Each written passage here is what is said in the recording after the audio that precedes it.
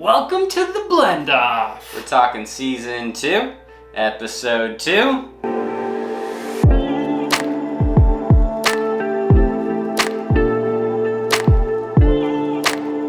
Welcome back to Tipsy Whiskey Shenanigans. I'm Steven. I'm Alec. And today we run the second episode of season 2. Of Blend Off. The Blend Off. Blend Off.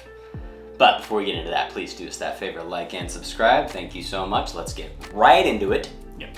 And so the Blend Off is a series where we both blindly pick 2 bottles and we magically blend them together to see who is the best blendologist. Not a word still. We don't know who picks what bottles and why they pick them, just that they do. And for this week's episode, I picked Glenlivet 15-year-old because I could. Yeah, exactly. I mean, we did a review on this, which by the time this airs, it might not have been dropped. It should be. Might be. I don't know. But honestly, our biggest downfall with this is the palate. It's missing a palate. So yes. I thought it'd be cool to try to blend something with it that had a palate. Yeah.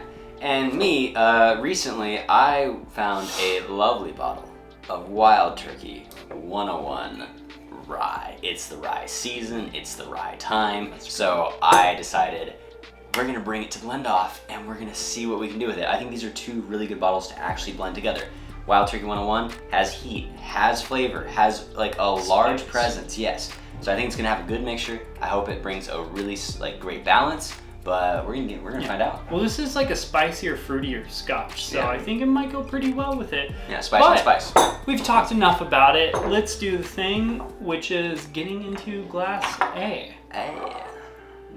I just remember like Glenlivet 15 if you cranked it up a little bit. Like it has that same like fruity, it's that fruity apricot note, but with like a black pepper. Yeah, and it has a little more of a body to it. There's a little more like vanilla, like cream in there too. I'm still getting that typical Scotch, that kind of like barley-esque note.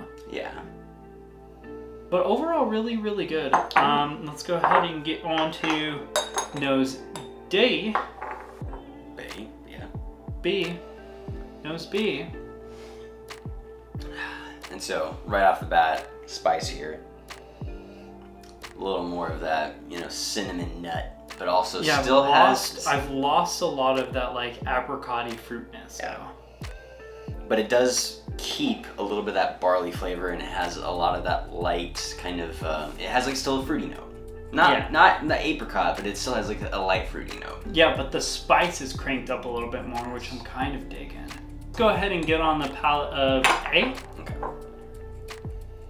Spice. Yeah. Straight spice, but good spice. It's like a honey, barley, like a little bit of the end has a little fruitiness to it. Yeah, like a little hint of like kind of like a darker fruit at the end. Yeah. But like overall, there's like this nice like little bit of like a black pepperish, kind of like anise type, like black licorice flavor going on with it. That's very interesting, but not black licorice in the sense of like a candied black licorice, like the anise, like fennel seasoning, or whatever, where it's like kind of like a spicier licorice flavor. Yeah. No, I can see that. And it still has that apricot flavor in there. It's just, it comes in at the end. It starts spicy and it goes from really spicy to a little bit more fruity. Yeah, a little bit of like a dill. I don't know about dill, dude. It's in there. You just gotta look. Sure, bud, whatever.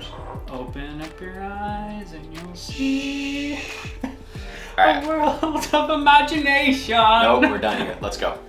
B. See, this one has more of a Glenlivet kind of flavor to it. You know? Mm-hmm.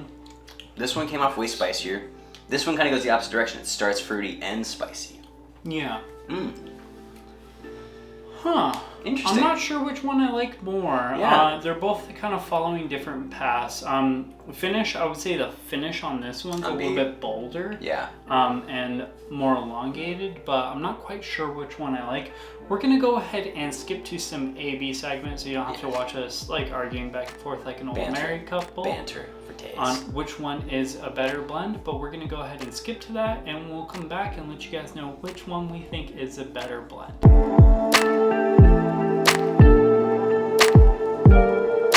And we're back, and we have a verdict. So we both agreed Glass A overall was better. Not by much. No. This was a very close blend off. It was.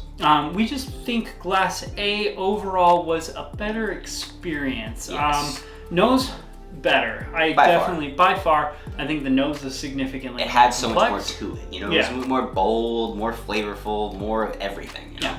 The palate was a nice ride. Honestly, the palates were very close. I didn't know which one I liked because it was a nice, like, fruity, kind of spicy ride, whereas B was significantly spicier. But it had notes of fruit in it that were kind of like a nice undertone. So it just like A took the fruit note, where B took the spicy note, and they ran with it, you know? Fruit note, like foot note. Whatever. And then B, honestly, I think the finish was significantly better than A, but overall, I think A was just a better experience and a more enjoyable whiskey to drink. Not by a long shot, very close, honestly, but we're gonna have to give it to A, which happens to be Alex's bottle, which was a 3/5 blend of this and a 2/5 blend of Wild Turkey 101, whereas mine was a 50-50 blend. So these it makes sense why they're close so close. blends. Yeah, close blends, close like percentages overall, and like honestly, it makes sense because yours was fruitier, which this was like kind of the fruity characteristic, whereas mine was more spicy, which is this one, and that's where I kind of like had more where you didn't. Exactly. Which honestly, when we were blending these off, You knew. I thought I had the inclination that yours was probably going to beat mine, because he blended his first. You know, it is what it is. Just because I think this gave the right amount of body to something that was missing the body, that just made it better. You know, actually, but now that we're talking about it, I kind of in a way think that maybe doing a little bit heavier even on the Glenlivet with this blend would have also been good. Because yes, the spice is here, the fruit is there, it still mixes really well, but I can see a version of this with a little more spice that would kind of like hand over hand under, you know, you get some fruit, get some spice, get like, this was a really good transition from fruity to spicy, but I would love to see them kind of going like a back and forth motion, you know, roller coaster. Yeah, but overall, honestly, if you're gonna buy Glenlivet 15, don't use it to blend. It was honestly just a bottle we were disappointed with in the review in a way. Yes. Like for a $70 bottle, disappointed. So that's why I wanted to blend it, you know, just because I wanted to see if we could do better with it, which honestly, I think we did. I think we might have. But I think A is better than Glenlivet by itself. I don't know if A is better than Wild Turkey 101 by itself. I don't know. I'm a big fan of Wild Turkey 101, which is a shame Turkey. Because this is like $25, whereas this is like 70. Right. So it's like, what are you doing here? I mean, either way, you're spending $90 just to blend. But anyway. But either which way, we kind of did this for our own amusement as well as your guys' amusement. I don't ever suggest you spend $70 on a bottle just to blend it with another bottle. But if you're that guy who's got a bottle of Glenlivet 15 and you don't think it's that good, if you want to make it better, buy some Wild Turkey 101. add some Wild Turkey 101 rye to it. There you go. It'll make it better. But that's going to be a wrap for this video. Please do us a favor, like, comment, subscribe. Let us know what you guys thought about this video. And obviously check us out on the Instagram and the Facebook. We do this quite often.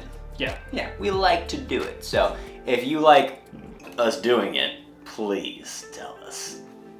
Cheers, y'all. We'll see you later.